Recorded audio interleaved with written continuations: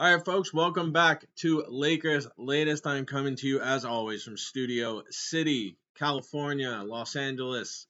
It's about 88 degrees. It is a scorcher. It's going to be a scorcher for the next few weeks, so everyone just stay inside, stay cool.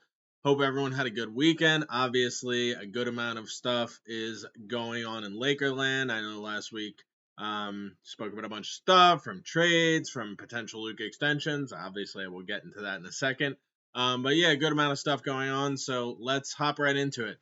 Last video we talked about Luka extension. What could the framework possibly look like? I said August 2nd was the date to pay attention to, because that when he would first become extension eligible, and I said I expect him to sign it very soon after that happened, if not within the next week. Happened the day after. So signed immediately. Luka Doncic signed a 3-year, $165 million extension with the Los Angeles Lakers. We'd love to see it. Luka's officially locked in for the next 3 seasons after this season. Well, excuse me, I'll get into that in a minute. He's officially locked in for this season and the next 2 seasons. So the third year of the deal is a player option, which, again, barring something disastrous happening, he will almost certainly accept. So his deal basically goes as follows. First year is $51 million. Second year is $55 million. Player option, if he decides to accept that third season, is $59 million. So I will say it is interesting. Obviously, we talked last time about the options that he kind of had. 1-1, 2-1, 3-1, and I said I kind of was expecting him to sign that 3-1 deal, 3 years with a player option for the fourth. And that's not what he did. He decided to go with the 2+1, where he has 2 legit options and he has the player option for that third year. Now, again, it's not like I'm worried about, like, oh, it's a player option. Are we going to worry about him declining it? Like, no, and I'll get into that in a minute. Obviously, he wants to be here. He wouldn't have signed that extension if he didn't want to be here. He wants to be here. He's in Los Angeles. He loves it here. He's obviously going to get fully comfortable this year, come into an offseason. But we're just happy this is officially done. So now we can kind of just focus on everything else. But I do find it interesting that he did the 2-1. Now, obviously, he's most likely going to accept that player option. But one reason that's important is because, assuming he does accept that player option, he will be eligible for the Supermax extension after that, the 5-year Supermax that basically he got screwed out of in Dallas when they traded him, because Dallas was the only team that would have been able to offer him that. They traded him to the Lakers. He now doesn't have that Supermax extension, which is the reason he signs a 2+1. Maybe he wanted to just get it over earlier instead of the 3+1. But he will be eligible for that 5-year Supermax extension at the end of that third year, which, again, I'm almost certain he's going to accept, barring something disastrous happening in the next 2 to 3 seasons. Which, although obviously we're fully expecting LeBron James to be gone at some point, probably after this season. This is the Los Angeles Lakers, and Pelinka knows, especially with Luka here now, they want to maximize the opportunity they have for contention every single year, whether LeBron's here, whether he's not here. And the main step towards doing that was establishing your franchise player for the next, hopefully, 10 plus years, that he's going to be here. Now, obviously, I have to sign that second extension, but this is in. We're glued in. Luka can now just focus on being Luka, getting comfortable, building chemistry with his teammates, doing what he does best, playing elite basketball, hopefully maybe a little better defense. But you give and you take. He's never going to be an elite defensive player, but he's obviously a phenomenal player. He's locked up. He's now going to be the face of the Lakers for the next at least 3 seasons, and assuming he signs the 5-year extension after that, the next 8 to 10. So just glad that's over with.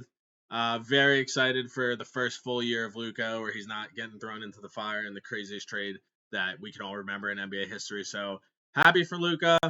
Happy that now Rob can kind of focus on other things, and this is officially done.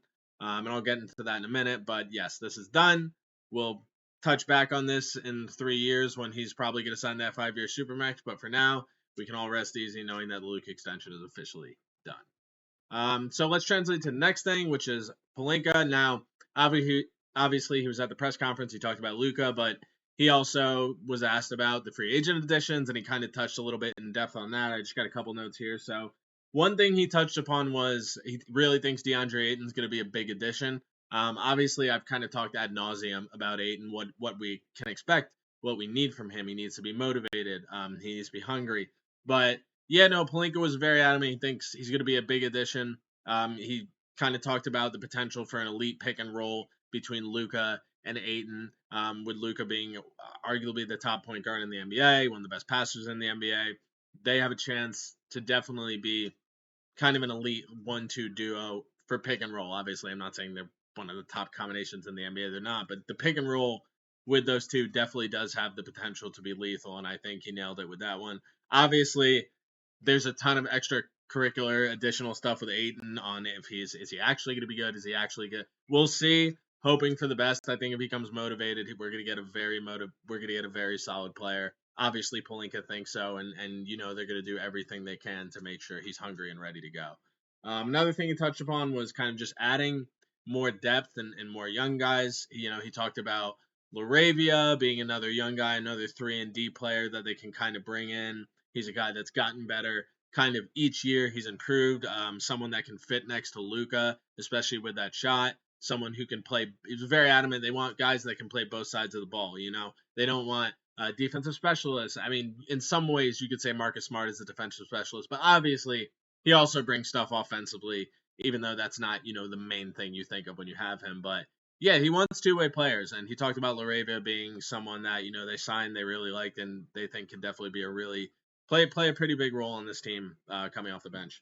And then he talked about Smart, said, Marcus Smart obviously hasn't been healthy, but this is still a guy who won NBA Defensive Player of the Year 3-4 years ago, All NBA defender.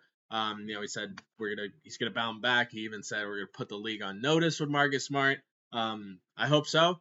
Obviously, we talked about him being an unbelievable defensive player, him bringing a lot of intangibles to the Lakers that they currently don't have.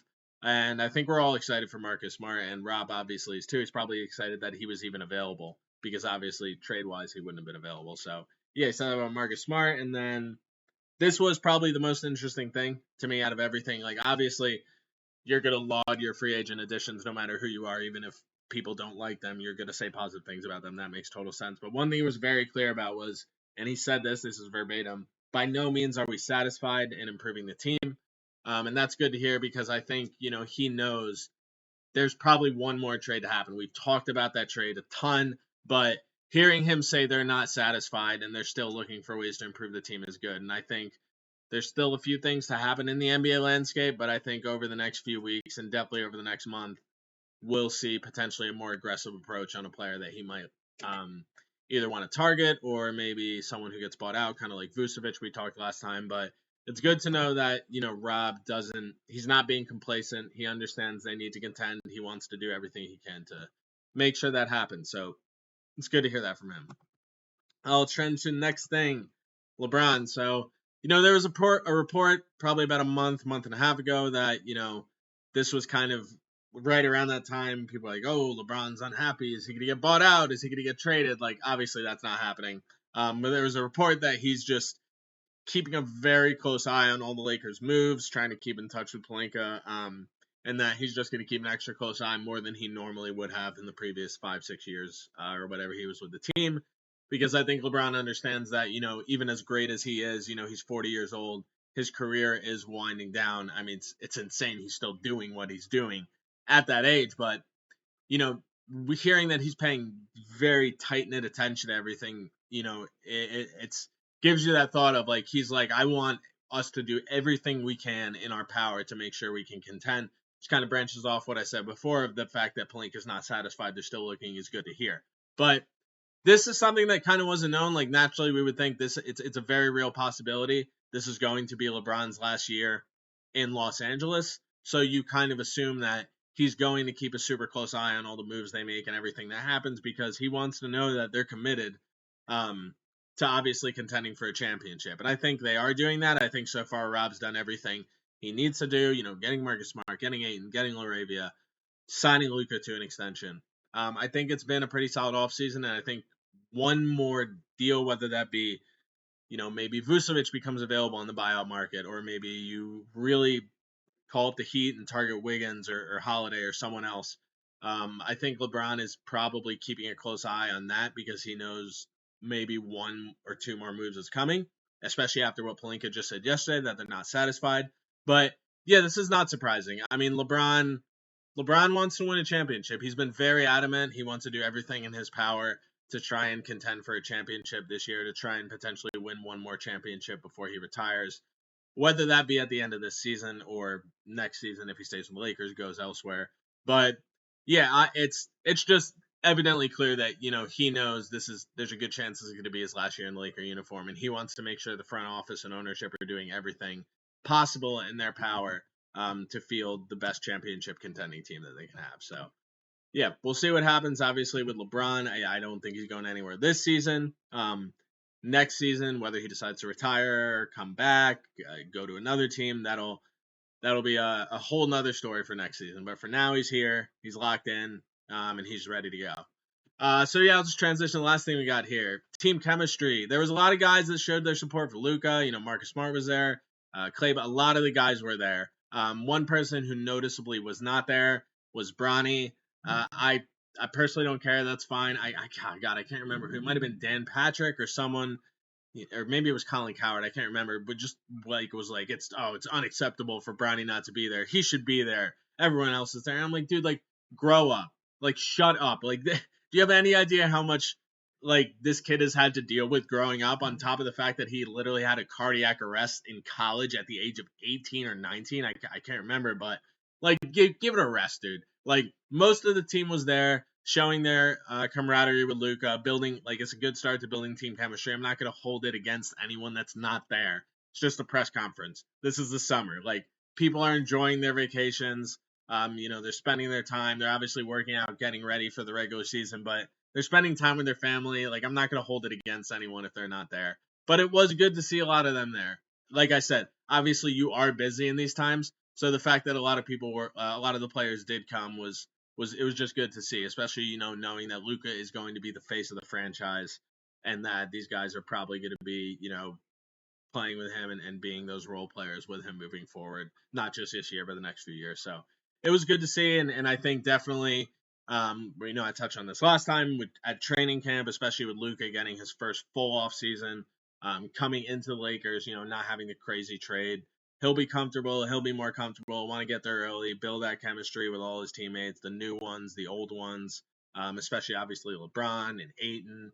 So yeah, it's good to see Luka's extension's done. It was great to see everyone there, and hopefully, they just keep building that team chemistry so they're ready to go come the regular season. So yeah, we'll see what happens. I think there's still one or two moves left to go in the offseason at some point. We're going to keep talking about it. We're going to keep our eyes on it, what's going on.